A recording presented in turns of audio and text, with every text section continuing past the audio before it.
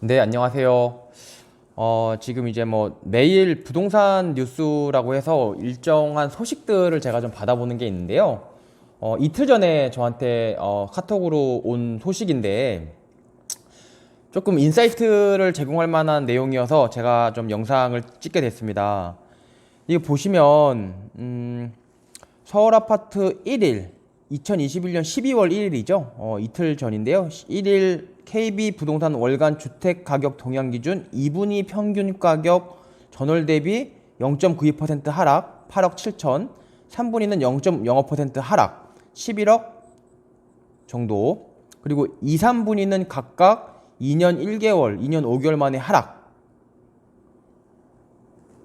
이라고 되어 있는데, 이게 지금 뭐 1분위, 2분위, 3분위, 4분위, 5분위 이렇게 되어 있는데, 이제 서울 아파트 가격을 5등분을 해서 5, 4, 3, 2, 1 해서 상위 20%, 그 다음 20%, 쭉쭉쭉 해서 하위 20%라고 이렇게 나눠가지고 통계치를 이렇게 집계를 하거든요. 그래서 이 얘기는 서울 아파트가 지금 뭐 상승률이 좀 둔화되는 정도다 라고들 많이 얘기도 하고, 뭐 아직까진 그래 상승세다라고 얘기를 하고 있지만, 실제로 2021년 12월 초 기준으로 해서 2분위하고 3분위, 다시 말해서 이거 두 개, 2분위, 3분위, 하위에서 이제 하위 20%부터 40%까지, 또 40%부터 60%까지 2분위, 3분위는 하락세로 돌아섰습니다. 실제로 좀 하락을 했고, 이게 2년 1개월, 2년 5개월 만에 각각 하락했다는 거예요. 그러니까는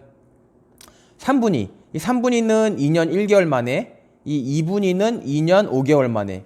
2년 5개월 전 하면 지금 21년이니까 20년, 19년 중하반기거든요. 그때 실제로 아파트 값이 2018년 하반기부터 한 1년 정도, 2019년 하반기, 중하반기까지 1년 정도 서울 아파트 값이 약간 떨어졌습니다. 그때 이후로 처음으로 약간 떨어졌다는 거예요. 근데 여기서 핵심적인 거는 떨어졌다는 것 자체가 중요한 게 아니고, 좀 더 읽어볼게요. 보면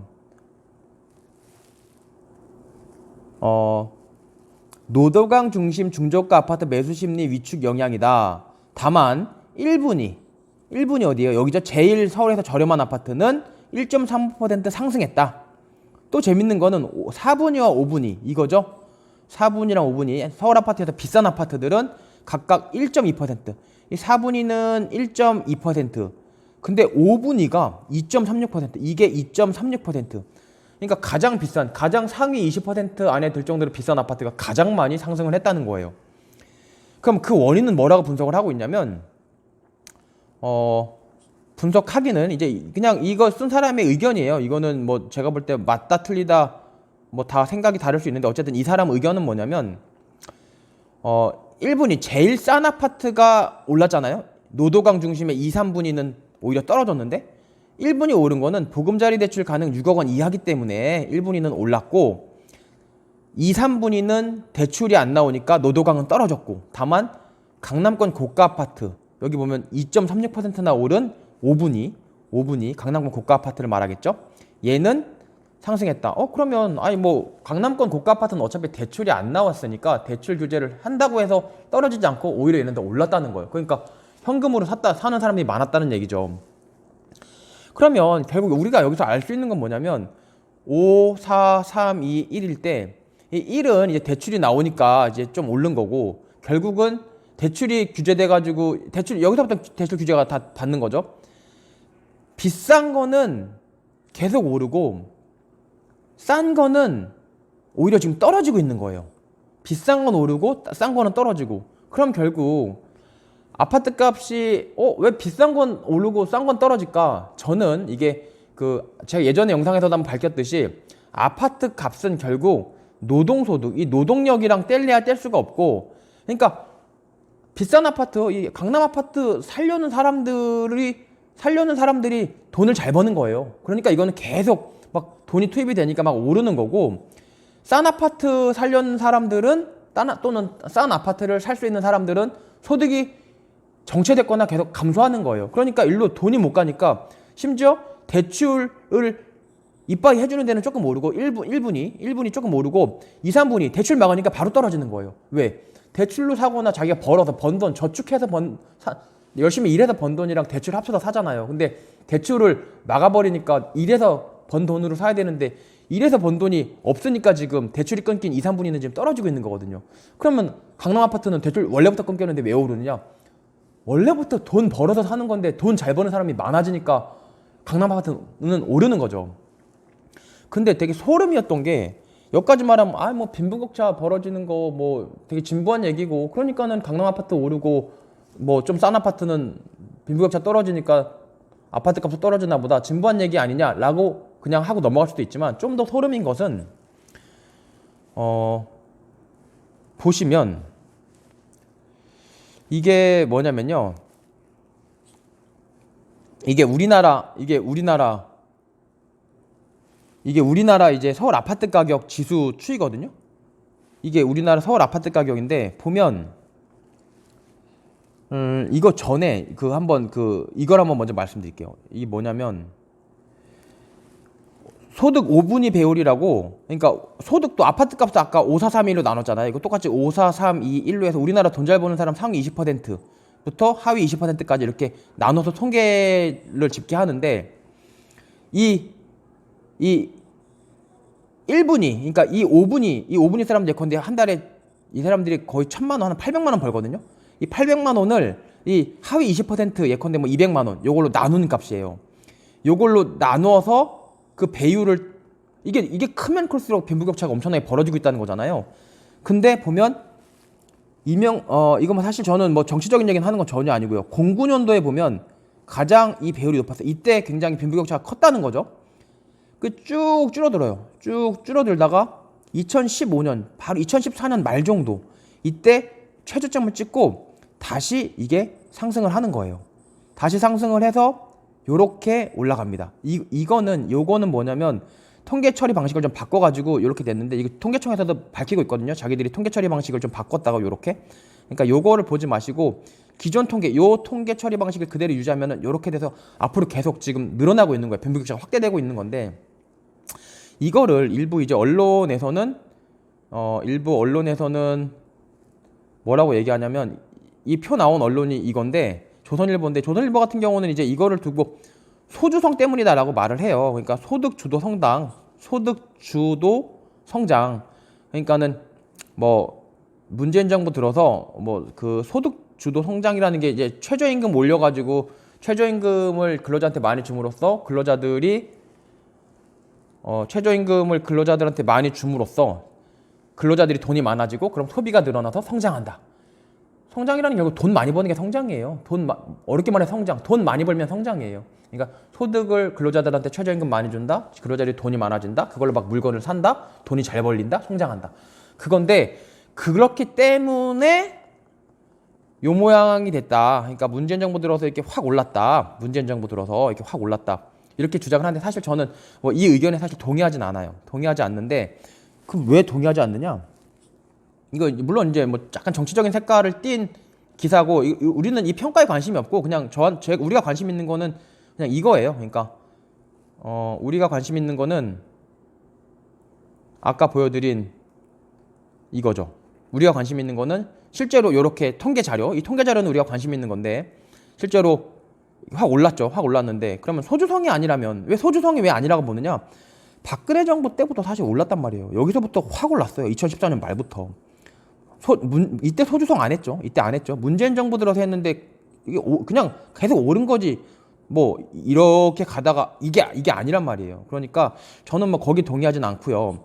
그러면 왜 그러느냐? 미국 빈부격차 벌어지는 거예요. 이게 미국 자료예요. 보시면 뭐라고 돼 있냐면 미국 자료에 뭐라고 돼 있냐면 에버리지 하우스홀드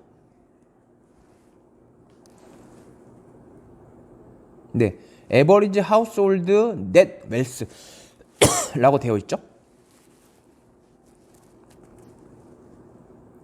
여기 에버리지 하우스홀드 넷 웰스라고 되어 있는데 이게 결국 무슨 얘기냐면 이제 빈부격차가 얼마나 벌어지고 있느냐 그 얘기를 하는 거예요. 가구별 평균 순이익이 어떻게 변하느냐 보면 토탈이 이 파란색이고 이 바텀 하위 60%가 빨간색이고 상위 40%가 이제 녹색인데 이것도 소름인 게 내려가다가 다시 올라가는데 이 올라가는 게 이게 한 이쯤이란 말이에요. 그러니까 미국도 우리나라랑 유사하게 한 2015년 여기가 2015년이거든요. 2015년 정도 해가지고 좀 표시가 안 되는데 2015년 정도 해가지고 미국도 상당한 비율로 지금 올라가고 있음을 알 수가 있어요. 예, 2015년 정도 해가지고 미국도 많이 올라가고 있고 우리나라 같은 경우도 네, 미국도 2015년 해가지고 지금 이게 확 올라가고 있죠. 2015년 정도 해가지고 엄청나게 상승을 하고 있고 재밌는 거는 우리나라도 보면 2015년 정도 해가지고 박근혜 정부 중간부터 확 올라가고 있어요. 미국 다시 한번 볼까요? 미국 다시 한번 보면 올라가는 게 미국은 조금 더 빨리 움직이지만 한 이쯤이니까 한 2013년 정도부터 미국은 빈부격차가 확 벌어지고 있죠. 왜냐면 하위 계층은 지금 소득이 정체돼 있잖아요. 하위 계층은 소득이 누가 봐도 정체돼 있는데 상위 계층이 도망가니까 빈부격차는 벌어질 수밖에 없는 거죠. 그러면 다시 말하면 우리나라뿐이 아니고 미국도 마찬가지로 소득격차가 벌어지고 있는 건데 미국은 소득주도 성장 안 했거든요. 그러니까 소득주도 성장으로 몰아붙일 수는 없고 어쨌든 2014년 이때부터 뭔가 돈 잘 버는 사람은 엄청나게 잘 벌게 된 거예요. 이게 뭐 유동성을 풀어서 잘 벌었다? 근데 그것도 말이 안 되지. 유동성. 사람들 뭐 틈만 나면 유동성. 근데 유동성 풀면 유동성 풀어서 돈 잘 버는 건 알겠어. 근데 왜 돈 잘 버는 사람 왜 상위층만 유동성 풀면 돈을 잘 벌어요? 유동성이라는 게 정부에서 돈을 줘도 하위층한테 주지 상급층한테만 돈을 주지는 않을 거잖아요. 5분위한테만 주지는 않을 거잖아요. 오히려 주면 1분위한테 더 주지. 근데 유동성이 늘어난 건 오케이. 그거는 뭐 다 알겠는데 그래도 상류층, 상위층, 5분위는 소득이 늘어나는데 1분위는 소득이 정체된단 말이에요. 그러니까 유동성 때문에 아파트 값이 올랐다? 그렇게 보기는 어렵죠. 유동성이면 1분위도 올라서 1분위 아파트도 막 올라야 되는데 1분위 아파트는 실제로 대출의 도움을 받아서 오른 게 많고 실제로 대출 줄이면 지금 약간 기울고 있다는 말이에요. 그래서 그냥 2013년 이후에 이렇게 빈부격차가 벌어지는 게 유동성 때문에 빈부격차가 벌어진다고 보기는 어렵고 왜냐면 유동성은 공평하게 뿌려질 테니까 유동성 때문에 빈부격차가 벌어진다고 보기는 어렵고 상류층만 유동성이 막 늘어나는 건 아니니까요. 정책이 막 그래서 뭔 이유에서든지 빈부격차가 벌어졌고 유동성 때문에 약간의 어떤 촉진 역할을 했을 수는 있다. 그 벌어지는 속도가 같이 벌어져도 막 돈이 많으니까 막 더 많이 벌어지는 거죠. 그러니까 막 막 한 명은 엄청나게 그 수영을 잘해요.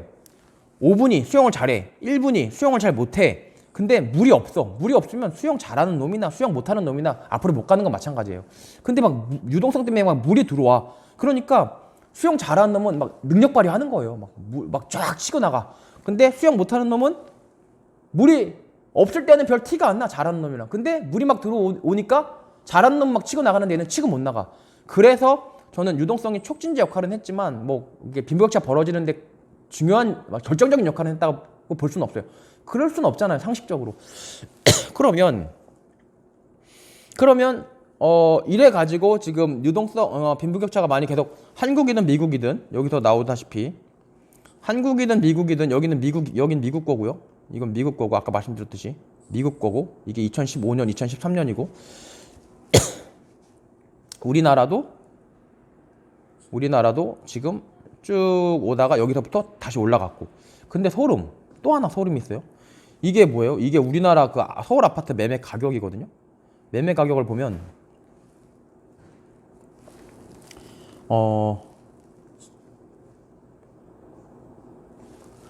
이 보시면 여기가 2013년이거든요. 여기가 2013년이 저점인데 이게 다시 이렇게 치고 올라간단 말이에요. 이게 다시 쭉 치고 올라가요. 이렇게 쭉 2013년부터 다시 치고 올라가는데 이거랑 이게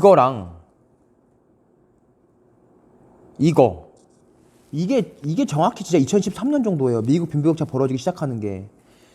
이게 과연 우연의 일치인가? 그러니까 우리나라가 이게 여기서부터 이렇게 쭉 치고 올라갔던 이걸 해석함에 있어서 빈부격차가 벌어졌고 그 돈을 많이 벌게 된 계층이 이제 유동성이 이제 물이 돼가지고 수용 잘하는 애들이 막 치고 나가면서 걔네들이 아파트 투자를 시작을 했고 그 아파트 투자가 시작이 되니까 그 파급 효과가 퍼졌고 그러다 보니까 아파트값 오르면 막 영끌 패닉바잉 이렇게 막 대출 막 오르니까 막 대출 받아갖고 막 쫓아 올라가는 거거든요.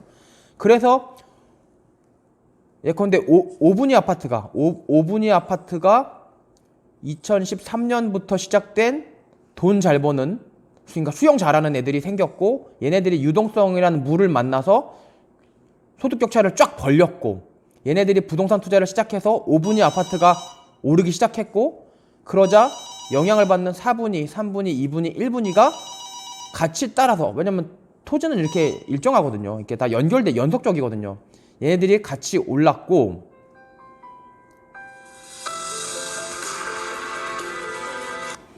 얘네들이 같이 오르다 보니까 얘네들이 같이 1분위 따라 올라갔고 근데 올라가려면 돈이 없잖아요.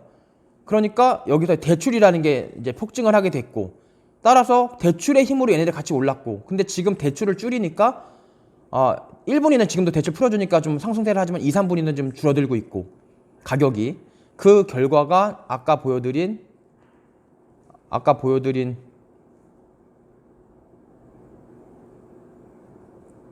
이 결과다.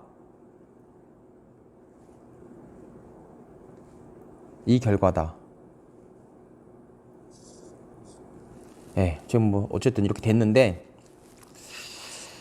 하여튼 뭐 저는 그렇게 지금 어느 정도 좀 보여지고 있습니다. 어느 정도 보여지고 있고 그래서 결국 우리가 뭐 여기서 지금 뭐 조금 뭐 여러 가지 좀 일이 있었지만 인사이트를 얻을 수 있는 거는 하여튼 빈부격차가 벌어지고 있는 게 미국이랑 우리나라랑 공통된 현상이고 이걸 정치적으로 얘기할 건 없을 것 같아요. 상당히 미국이나 우리나라나 빈부격차가 2013년 우리나라 한 2014년부터 계속 벌어졌고 그래서 우리나라 아파트 가격을 걔네들이 현금으로 견인을 하기 시작했고 아래 좀 비교적 저렴했던 거는 대출로 끌어올려졌는데 대출이 막히니까 다시 떨어지고 있고 이렇게 보는 것도 하나의 어떤 인사이트를 제공할 수 있다.